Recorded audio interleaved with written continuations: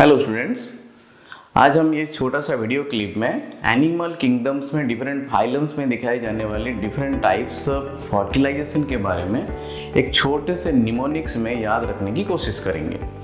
आपको पता है कि नीट में जो क्वेश्चंस आते हैं आपको हाई स्कोरिंग चाहिए बायोलॉजी में, और साथ में जो एनिमल किंगडम्स हैं या फिर क्लासिफिकेशन एंटर क्लासिफिकेशन जो चैप्टर्स हैं काफ़ी क्वेश्चंस पूछे जाते हैं। और ये जो क्वेश्चन जो है वो थियोरेटिकल है, आपको याद रखना पड़ेगा बहुत सारी चीज़ है कि नहीं। तो इस एनिमल किंगडम से काफ़ी सारे क्वेश्चन आते हैं regarding the fertilization and the developmental process. Fertilization means whether it is internal और एक्सटर्नल, और डेवलपमेंट में आपको पता है कि whether it is indirect development और डायरेक्ट डेवलपमेंट में। तो उसको हम एक छोटा सा इस क्लिप में 10-15 मिनट में हम याद रखने की कोशिश करेंगे। तो enter fertilization process found in different phylums and the आपका जो रिप्रोडक्शन में डेवलपमेंट जो होता है वो डायरेक्ट होता है या इनडायरेक्ट होता है। तो हम शुरू करते हैं जो फर्टिलाइजेशन प्रोसेस है through a small mnemonics. Here I am writing that is C echo of Hemant. एक छोटा सा निमोनिक है, सेंटेंस है कि आप एक कार्डियोलॉजिस्ट हैं, आपके पास हेमंत नाम का कोई आदमी आया है और आप बोल रहे हैं कि see the eco of Hemant. आपने शायद उसको कंसल्ट किया था कि वो एक इको कार्डियोग्राम कर ले। ठीक है, ये एक सेंटेंस है, आपको याद रह जाएगा ये सेंटेंस इजीली। पर इसमें हम कैसे इसको इन्फर करेंगे regarding our fertilization process? Let us see. Here C represents C, और C का मतलब है यहाँ पे हम ले रहे हैं निडारिया। ठीक है ना, we are taking निडारिया। यहाँ पे C also represents C and it represents Ctenophora।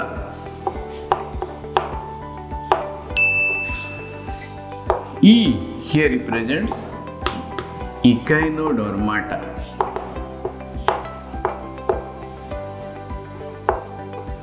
और हेमंत यहाँ पे H रिप्रेजेंट्स हेमिकोडाटा। ये जो चार फाइलम्स हैं बच्चों, ये चार फाइलम्स में आपको दिखाई देगा एक्सटर्नल फर्टिलाइजेशन, और जो रेस्ट बचा उसका internal fertilization. So the rest phylums they have internal fertilization, है ना ये। पर कुछ एक्सेप्शन है जरूर, जैसे कि एनेलिडा में आपका एक्सेप्शन है। एनेलिडा में कुछ एनिमल्स ऐसे हैं जहां पे आपको एक्सटर्नल फर्टिलाइजेशन देखने को मिलेगा, बट फ्यू एक्सेप्शंस है। और मोलस्का में भी certain animals are there, very few animals are there जहां पे कि आपको ये एक्सेप्शन दिखाई देगा। आप किंगडम्स में एक्सेप्शंस तो नॉर्मल है, तो एक्सेप्शन यहाँ पे भी कुछ है, बट बेसिकली ये जो चार फाइलम्स है उसमें आपको एक्सटर्नल फर्टिलाइजेशन दिखाने को मिलेगा, और बाकी सब जो है उसमें इंटरनल फर्टिलाइजेशन मिलेगा आपको। ठीक है, this is your fertilization. Now let us discuss about the different types of developments found in different types of phylums. ये फिर कंफ्यूजिंग है, कौन सा फाइलम में इनडायरेक्ट डेवलपमेंट है, कौन सा फाइलम में आपका डायरेक्ट डेवलपमेंट है। तो लेट अस सी दैट कौन कौन सा फाइलम में आपको इनडायरेक्ट डेवलपमेंट मिलेंगे और कौन कौन सा फाइलम में डायरेक्ट या फिर इनडायरेक्ट डायरेक्ट डेवलपमेंट दोनों देखने को मिलेंगे। ठीक है, तो जो फर्स्ट कुछ फाइलम्स हैं जैसे कि पोरीफेरा आपका है,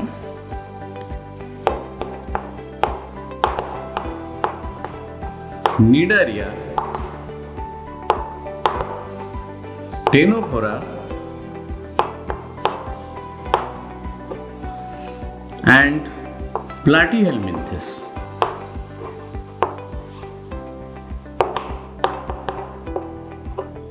ठीक है, और जो लास्ट दो फाइलम हैं इकाइनोडर्माटा एंड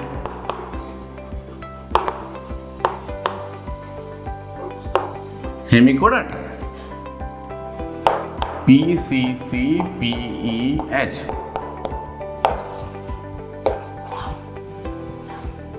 ये कुछ जो फाइलम्स हैं, इस फाइलम्स में आपको इनडायरेक्ट डेवलपमेंट मिलेंगे।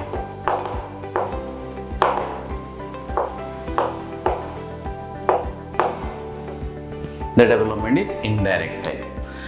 तो जाहिर है कि अगर इनडायरेक्ट डेवलपमेंट है तो उसमें कुछ लार्वाल फॉर्म रहेंगे जरूर। तो कुछ देखते हैं कुछ important larva which are found in this phylums in this small clip. ठीक है, तो पोरीफेरा में you will find two different types of larva जो कि क्वेश्चंस पूछे जाते हैं। तो Porifera indirect development is there and two types of larva you will get, that is amphiblastula larva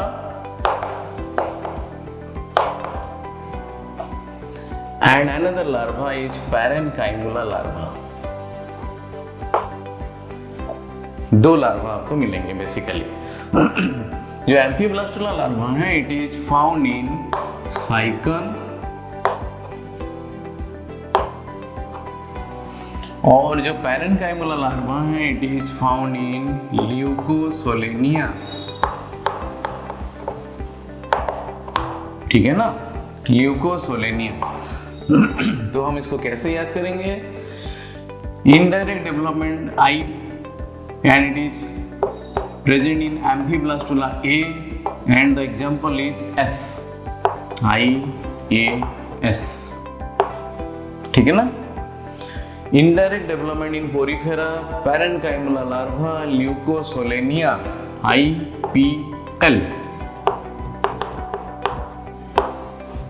तो आपको कंफ्यूजन नहीं होगा कि पैरेन्काइमुला किस में है और आपका एम्फीब्लास्टुला किस में है। IAS Indian administrative service, IPL आपको पता है। ठीक है। सिमिलरली निडारियंस में हमको कुछ लार्वा भी दिखने को मिलते हैं। निडारियंस में you will get a larva called as planula larva. Similarly Ctenophora में we will get cydippid larva. ठीक है, साइडिपिट larva.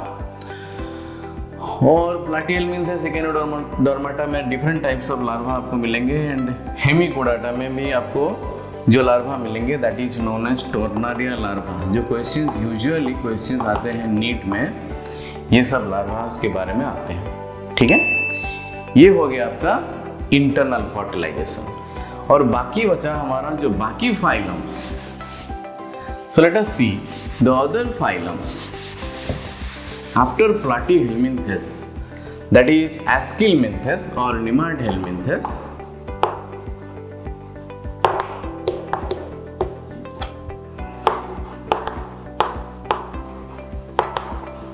Annelida, Arthropoda and Mollusca. ये चारों में आपको इनडायरेक्ट या फिर डायरेक्ट डेवलपमेंट दोनों देखने को मिलेंगे। ठीक है, सो ऑब्वियसली ये बोथ इनडायरेक्ट एंड डायरेक्ट हैं। एनालिडा में मोस्टली डायरेक्ट हैं,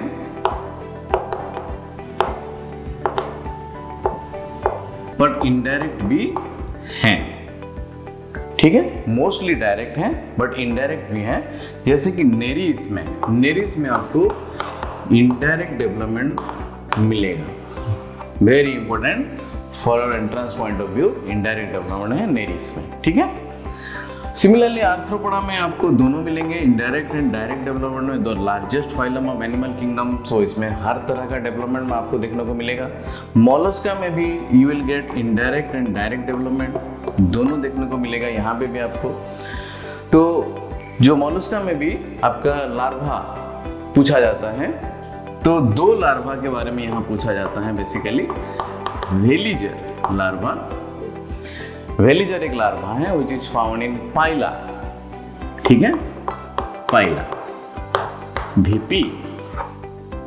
और दूसरा है आपका ग्लोचिडियम लार्वा। ठीक है ना, glochidium larva and glochidium larva is found in Unio, UG, undergraduate, and this is VP, Vice President. ठीक है, so these are some of the examples and the type of fertilization found in internal, that is whether it is internal fertilization or external fertilization found in different types of phylums, and in reproduction whether it is a direct development and indirect development, which kind of developments found in different types of phylums along with their specific larva. ठीक है, सो ये small video आपको कैसा लगा आप जरूर comment कीजिए and thank you very much. So stay tune for my next video. Thank you.